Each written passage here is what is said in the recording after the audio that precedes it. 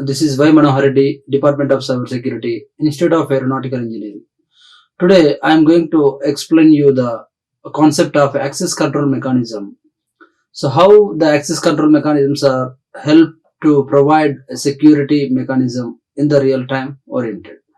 So, there are different types of access control security mechanisms are there. So, why should we use that access control? What is the necessity access control to use as a service in the security? So to understand that all, we have to know the definition of security and the network security. So generally, what is meant by security? So the security comes here for protecting our data, protecting our systems, protecting our own identity, protecting our network, everything we have to provide a protection mechanism.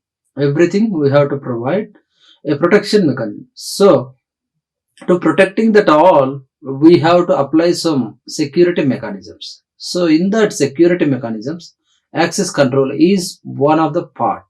Access control is the main part. So before explaining about the access control mechanism helps to provide a secure way or security as a service in network security.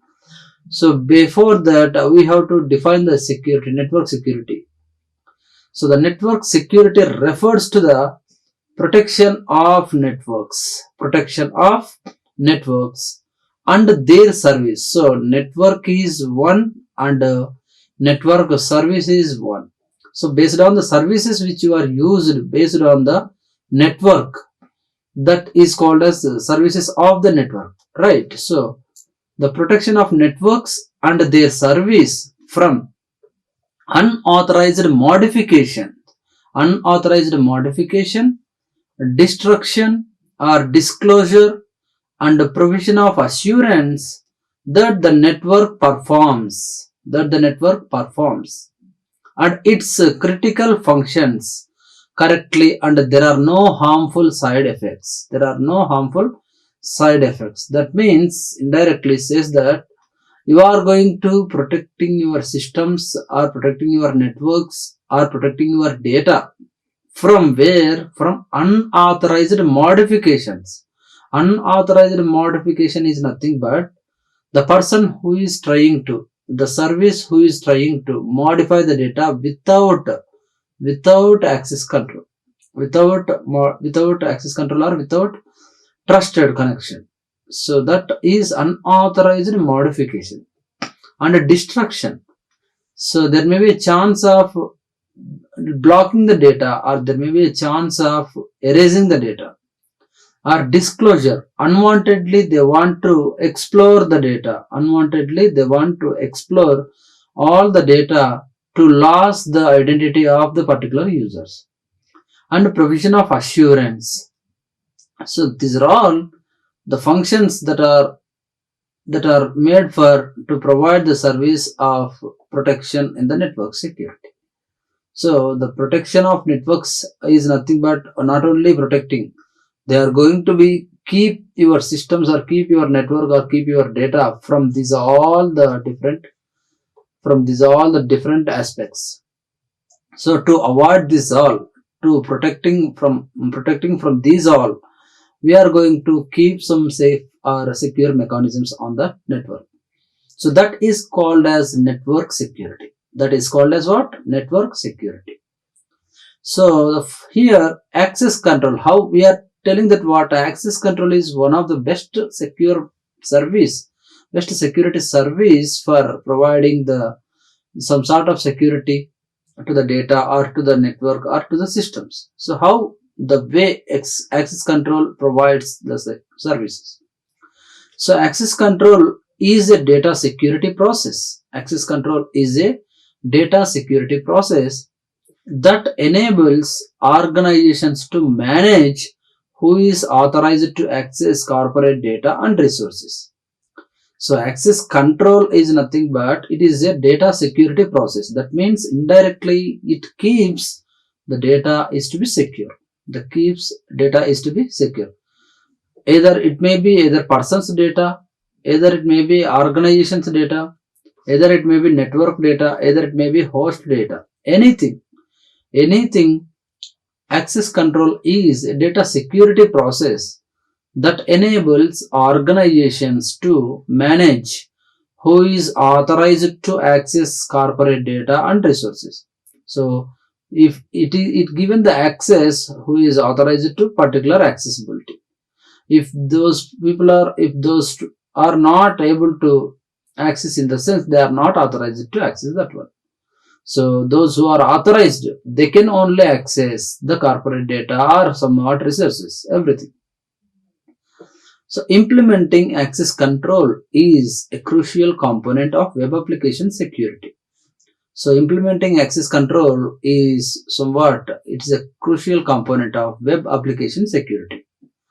And only the right users, that means who is authorized, that can have the right level of access to the right resources. So they are limited to access the particular level of accessibilities. So the only right users have the right level of access to the right resources. Those who are able to access the particular level, that people can only access that level. Suppose if anybody is like a clerk level, they can only access clerk level applications. Those who are officer level, they can access up to officer level only. And manager can access all this clerk level as well as officer level. So that is what we mentioned here. Only the right users have the right level of access to the right resources. And to explaining about that access control, so it is a data security process, we already said. But what are the components that are distinguished, that are described, that access control is managed through the services, as a services. So access control components. So access control is managed through several components. Among that all, the first one is what? Authentication. And the second one is what? Authorization. And third one is what? Access. And the fourth one is what? Manage. And the fifth one is what? Audit. So these are all the 5 components, access control components, and with these components are presented in the different levels of accessibility. So first one is what? Authentication. So what is meant by authentication? It is the initial process of establishing the identity of user.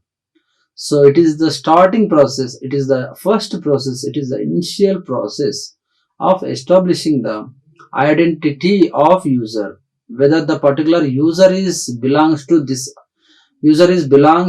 office or not, belongs to this organization or not, belongs to this company or not. So first of all, they created an identity of user.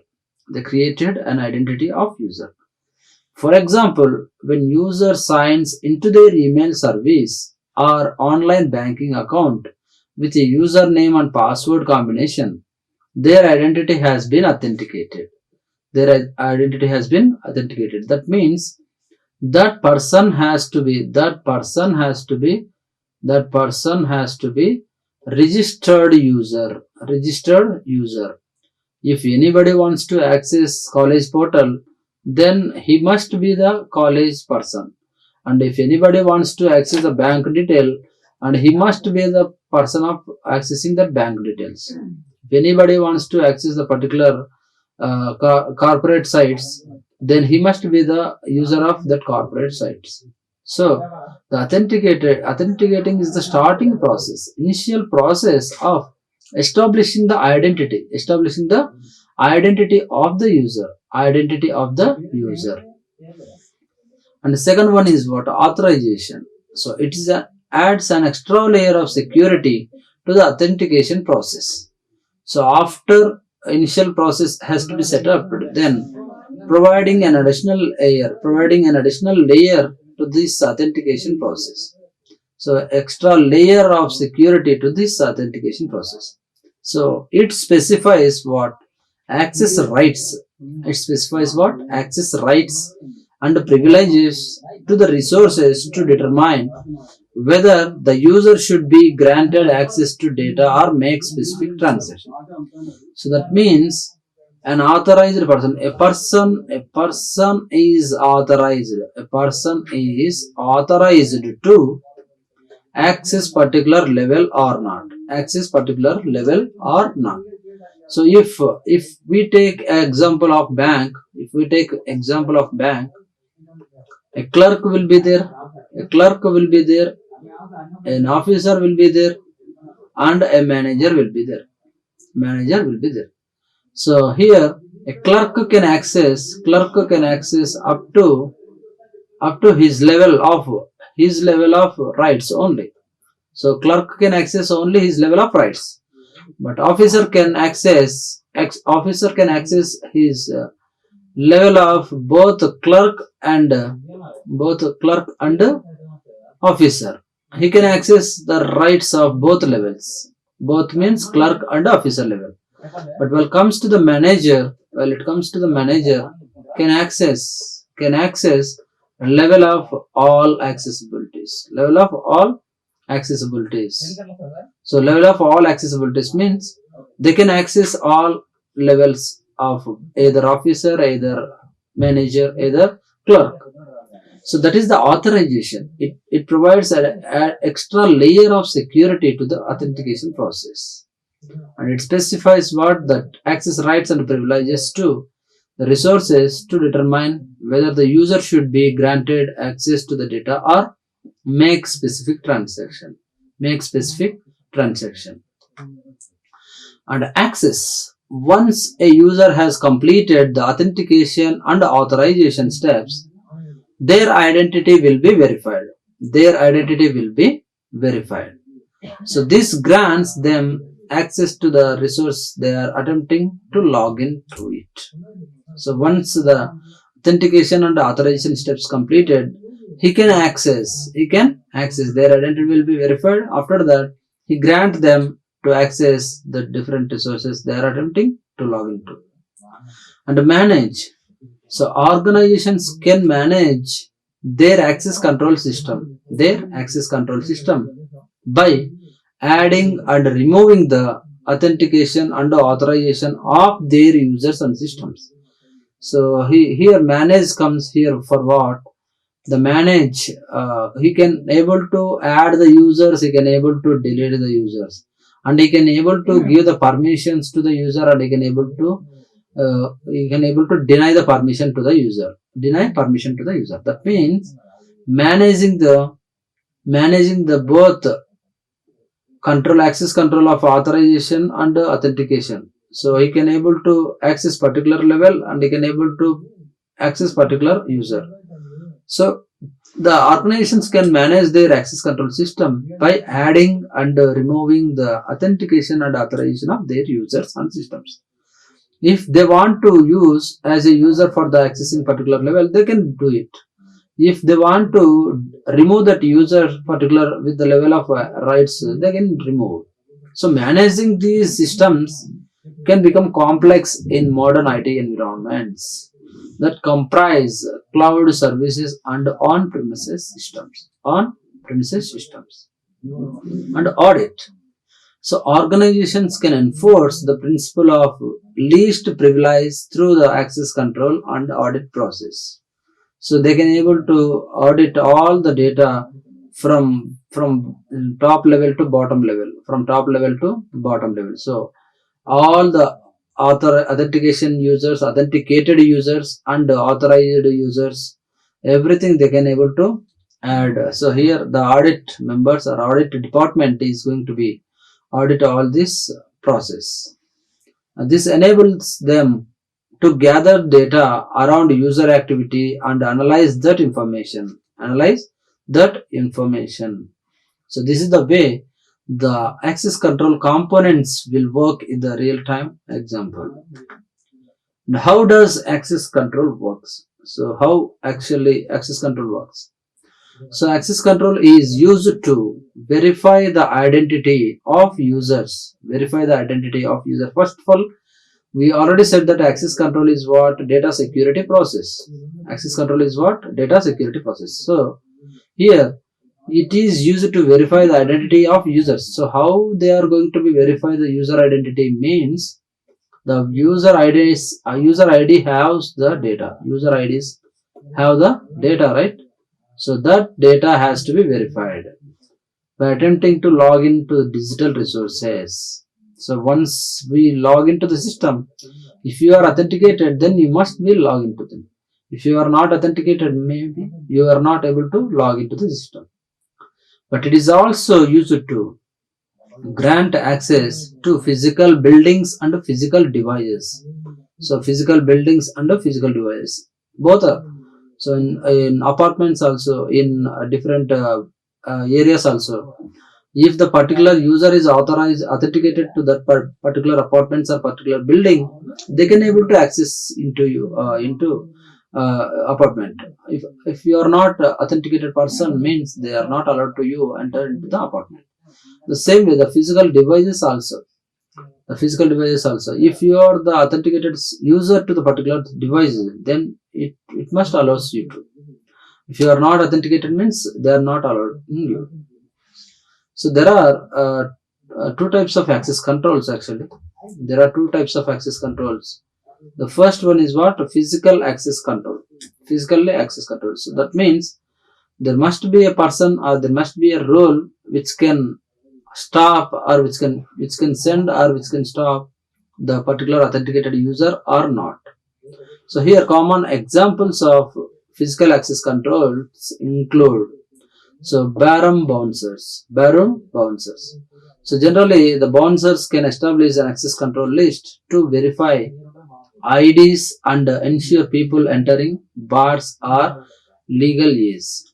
So generally, in the pub systems, in the restaurant and bars, the bar and bouncers are there. If the particular user is age restricted or not, check whether the ID of the particular user, then they can allow into the pub or restaurant. If you are the not up to the age, if you are not the legal age, then they are not allowed into inside. So they can give the access to entered into the bar or entered into the pub. And subway turnstiles. So access control is used at subway turnstiles to only allow verified people. To use subway systems. And subway users scan cards that immediately recognize the users and verify they have enough credit to use the service. So subway turnstiles. So there also subway turnstiles verified people to use subway systems. Those who are using subway systems, they can only authenticated to use these tunnels, or else the other people cannot able to use these turnstiles. And they can scan the cards. That immediately recognize the user and verify they have enough credit to use the service. Next, key card or badge scanners in corporate offices, like ID cards. Are like badge scanners. And organizations can protect their offices. By using some scanners. That provide mandatory access control. And employees need to scan their ID, their key card, their badge to verify their identity before they can access building. So this is what happened in the real time corporate offices, software employees, and even organizations also. So if any user of the organization or if any user of the corporate office can log in into the office by scanning their ID card, or key badge or a key card or badge. So by scanning them, it is verified. Then you are authenticated. Then you can enter into the system. Then you can enter into the system. And logical or information access control. Logical or information access control. So logical access control involves some tools, some certain type of tools and protocols being used to identify, authenticate and authorize users in the computer system. So authenticate, identify, authorize users in computer systems. They can able to identify the user, particular user is belongs to this or not, and authenticate them, then authorize giving the authorization chances. The access controller system enforces measures of data, processes, programs and systems. So the access controller systems enforces measures of data, processes, programs and systems. All they have must accessible into the system. So how logically we are verified and we are authenticated, we'll see some of the examples here. The first one is what? Sign into a laptop using a password. So we already said that access control is nothing but a security process, a data security process. So sign into the laptop. So sign into the laptop using password. A common form of data loss is through devices being lost or stolen. So users can keep their personal and corporate data secure by using password. So even if you want to log into the system, you can provide password as a security to your system. Then nobody can able to log into your system without knowing the password. They cannot able to log into the system. Even if you lost the system, if you lost the device also, the other people cannot able to log into the system because of you are provided the password. Because of you are provided the password, and the providing the password is a access control mechanism. That providing a password is one type of logical access control mechanism. So those who knows the people who knows the password of that system, who knows the password of that system can only log into the system. And unblocking a smartphone with thumbprint scan. Unblocking a smartphone with a thumbprint scan. So smartphones can also be protected with access controls that allow only the user to open the devices. So the mobile gadgets nowadays, all the electronic gadgets are biometric enabled, or fingerprint enabled. So if you are the person, if you are the authenticated, then you can touch the screen, you can touch the biometric device, then you can able to access your mobile. Other people cannot able to access the device by keeping their biometric, right? And user can secure their smartphones by using these biometrics, such as thumbprint scan, to prevent unauthorized access to their device. So fingerprint scan is very huge security process in nowadays. So wherever you go, all the mobile devices or all the electronic gadgets, maximum all the electronic gadgets or devices are enrolled with biometric thumbprint scan. So if you are the authenticated user, then you can able to give the scan, you can able to give the thumbprint scan, then you can use it. Otherwise, the people who are not authenticated or authorized to the device cannot access it. And remotely accessing an employer's internal network using a VPN. So smartphone laptops can also be protected with access control that allow only the user to open the device in another location, is called as remote location. And users can access from different location to the different location. So remotely accessing. So we can use different types of tools like TeamViewer, Google Meets, or WebEx meetings everywhere. So they are remotely accessing. The person who is hosted that meeting can give a chance to other one if and only if he gives the access. Until and unless the host cannot gives the access control to other ones, they may not come like a co-host. So The host person can give the chance to access that application from the remote locations, So these are all some logical or information access control. And what is the difference between authentication and authorization? What is the difference between authentication and authorization? So authentication and authorizations are crucial to access control in security. So authentication is the process of logging to the system. Authentication is nothing but what providing the username and password, then you can able to log into the system, such as an email address, online banking services, or social media accounts everywhere. The authenticated person. The authorization is the process of verifying the user's identity. Provide an extra layer of security. That the user is who they claim to be. So for that, the authentication and authorization techniques are used. And what is the importance of access control in regulatory compliances? So where in which scenarios we can use that access control mechanisms? So access control is a crucial tool helping organizations comply with the various data privacy regulations. This includes, the first one is what?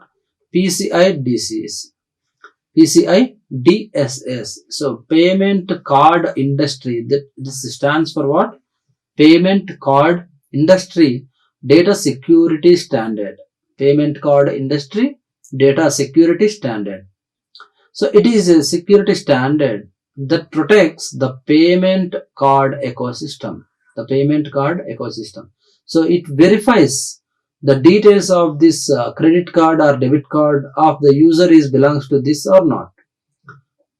It checks if is the authenticated user, then the merchants can able to access the details of this payment card system. An access control system is crucial to permitting or denying transactions and ensuring the identity of users.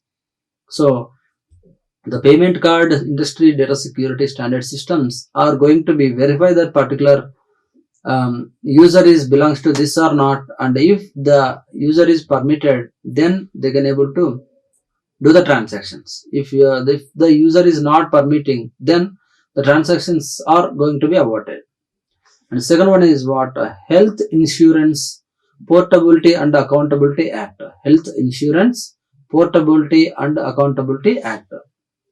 So Health Insurance Portability Accountability Act. It was created to protect patient health data. From being disclosed without their consent. So in the hospitals, in the super specialty hospitals or multi specialty hospitals, the patient's history has to be stored, but all that patient history has to be given to the particular user if he is the authenticated to this or not. If he is the authenticated, then they can give the data to the particular user, unless and until they are not giving the data to this user if you are not authorized. So it is limiting access to authorized users, ensuring people cannot access data that is beyond their privilege level, and preventing data breaches. And next one, SOC2, Service Organization Control 2. So it is an auditing procedure. Designed for service providers. That store customers' data. Like Troy is one type of service organization. So they can able to take all the data of the customers as a Airtel customer, as a Idea customers, and everything. And it ensures that providers protect the privacy of their customers and requires organizations to implement and follow strict policies and procedures around customer data. So that's why customers cares are not able to disclose the information of the particular users to the another users. until and unless if he is the authenticated user, they cannot able to give the details, call details or message details or chat details, anything they cannot give to the particular user until and unless he is the authenticated or authorized to that service. And access control systems are crucial to enforcing these strict data security process. And ISO 27001. So it is an international organization for standard organization. It defines security standards that organization across all industries need to comply with and demonstrate to their customers that they take seriously. And this is all happen in the all layers of international organization staff standardization. So there they will provide this all the levels. And the different types of access controls. So what are the different types of access controls?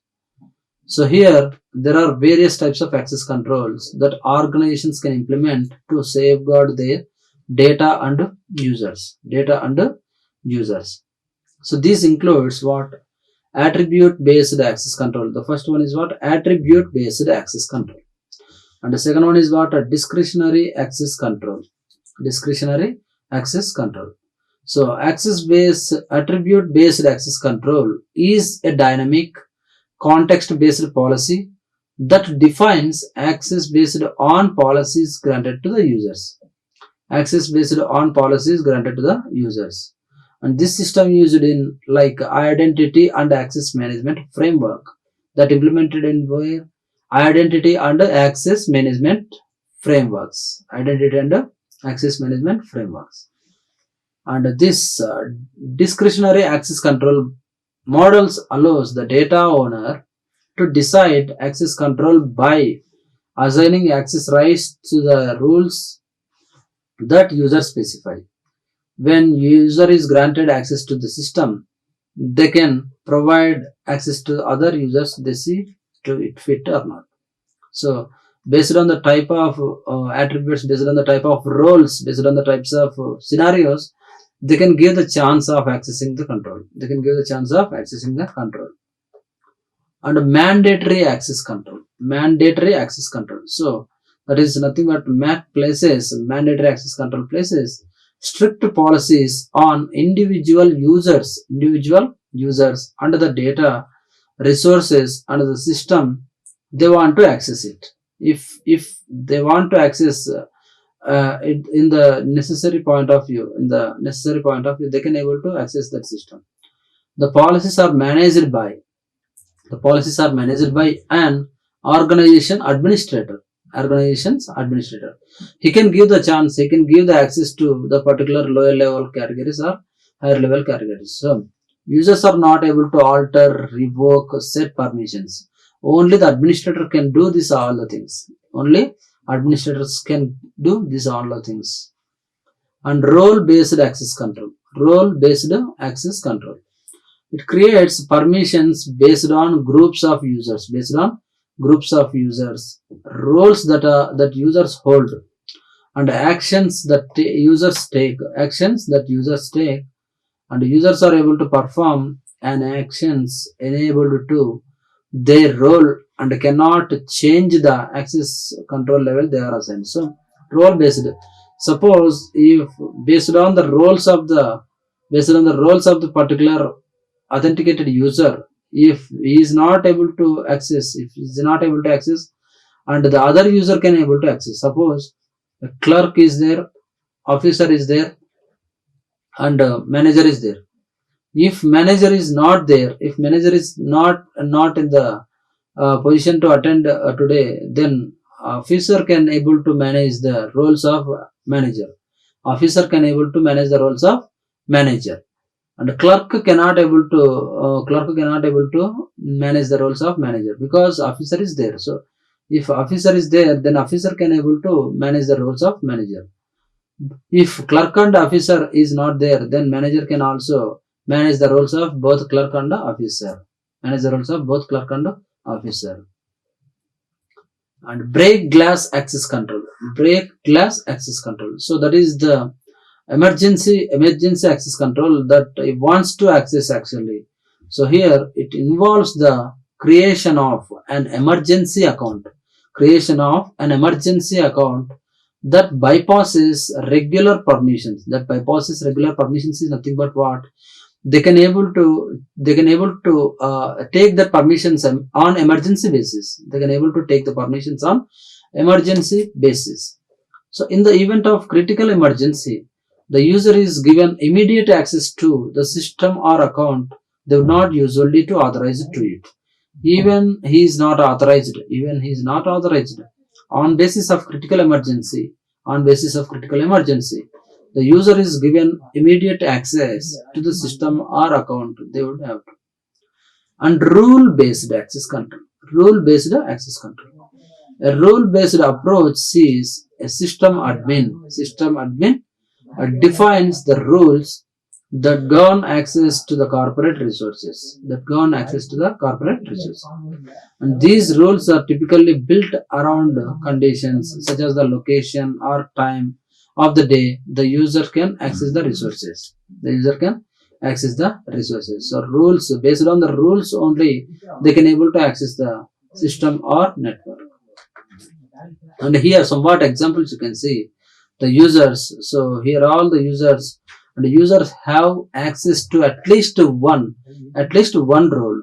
And these roles are what? System admin is one role, normal user is one role, limited user, and a student is one role. So each role has defined some rights. Here system admin can edit system files, edit system users, everything. Normal user can do only what? Access network. And limited process only have the access rights of the role they were invoked. And edit user profiles. And student can read or read files. Only they can use the files. And so the type of the system administrator can do this edit system files, access network, edit users files, read and write. But normal user can only access the network. And limited number of users, they assume that one role at a time is limited persons, they can able to access the limited resources. A student also can read only the files or books. So these are the way of specifying different types of roles with different types of access control mechanisms. Only the certain level of access they can able to access. Certain level of access only the roles can be accessing. So this is the way of we have to understand this access control. Once again, we revise the topic which we discussed in this session. So what is meant by access control actually? So to understand that security point of view, access control is the core concept which is implemented as a service to provide the security. So network security defines that protection of all the networks services from unauthorized actions. And here the components of access controls like authentication, authorization, access, manage, audit, and all. And how access control works? It verifies the data by scanning or by providing or anything. So if he is the authorized one, if he is the authenticated one, then they can able to access it. So there are physical access controls examples. Barroom bouncers are examples. Subway turnstiles are examples. Keycard or badge scanners in corporate offices examples. And logical or information access control. So sign into the laptop using password, or unlocking the smartphone with biometrics, and remotely accessing the employer's internal network using VPN. So difference between authentication and authorization, and the importance of where we can use them in the real-time oriented. So payment card industries, health card industries, service organizations controls, and ISOs, international standard organizations also, and different types of access controls. So attribute based access control, discretionary access control, mandatory access control, role based access control, break glass access control, rule based access controls. There are different types of access controls here. And here the users and their roles and based on the role, based on the level of that role, level of the rights are there. Level of the rights are there. So that is about the how access control as a crucial component in the security point of view. That is what we discussed till now. Thank you all. Like, share and subscribe. Hit the bell icon for more updates.